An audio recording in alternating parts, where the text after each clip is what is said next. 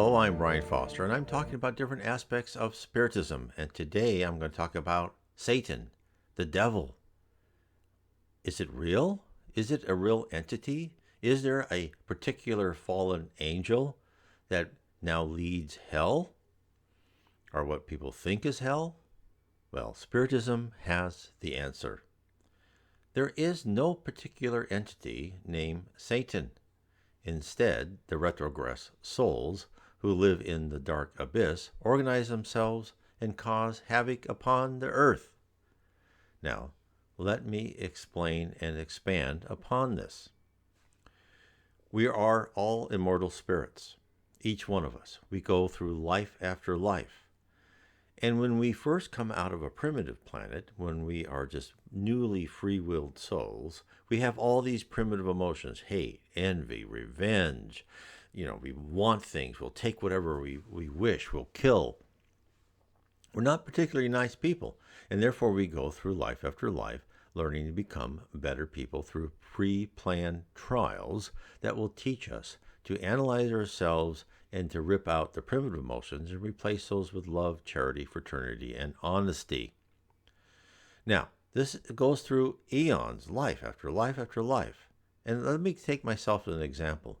I have been told that I have been a particularly terrible person, that in many lives before my present life, many lives, I tortured people. I chopped off their feet so they couldn't escape because they were my slaves.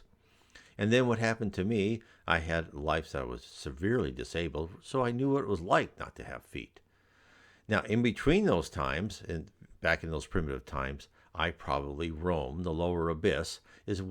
That's what Spiritism calls hell. There is no such thing as hell, meaning eternal punishment. It's more like a purgatory where people think they may be there forever, since they're not told it's temporary, but they don't get out of that.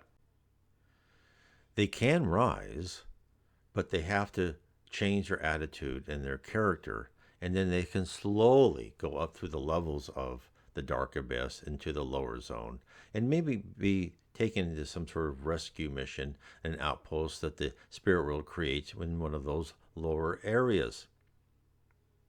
Now, so what is out there? And we think of it as evil, and actually what the spirit world tells us, it's the absence of good. It's like being blind is the absence of sight. These people who could be criminals, they're extremely materialistic, and they want others to be like them, and they do not want the earth to progress. They want to cause havoc upon the earth because they want others to be like them, right? Misery likes company. So who's leading all this? Well, there are people going through the leadership of purgatory, or the dark abyss, let's call it hell, and they may change over time. Now people think, well, how can this be? Well, heaven is organized, the earth is organized. Why shouldn't the lower zone and the dark abyss be organized too? Now, always keep this in mind. Jesus Christ is in charge of all the heavens, everything surrounding the earth. That means he's in charge of purgatory, the dark abyss, and the lower zone too. But he allows that to happen. He allows that to take place. He allows what we call evil in there, where people are in pain and they experience, well, frankly, they experience what they made others experience when they were on earth, right? It's like the opposite of the golden rule. Others do unto you what you did unto them. That's really called purgatory. So he allows that to happen for them to flush out and to learn, okay, hey, maybe this wasn't such a good idea. Now, some of these people can be in this lower level, these lower zones, this purgatory, for thousands of years. And in fact, they say that some have been there for 10,000 years. As an example, a pope, and his name was Gregorio in the spirit world. So I don't know if he was Pope Gregory the something or what he was. But he had been there for more than, I forgot how many 100 years. And actually, and he was there. He was one of the judges, one of the dragons. They call them the dragon spirits who kind of lead. the lower zones, the dark abyss, purgatory, hell, whatever you want to call it. And what they want to do is they want to have the earth to be like them, because they detest goodness and they detest Jesus Christ. They detest him because what Jesus does makes them feel terrible about themselves. And some of them detest Jesus because of what they went through on earth. There's an example. This very powerful leader down in the lower reaches of purgatory hated Jesus Christ, and the spirit meeting tried to meet him and talk to him about his hatred, and he controlled another spirit, so he didn't have to be there in himself, but he controlled it via another spirit.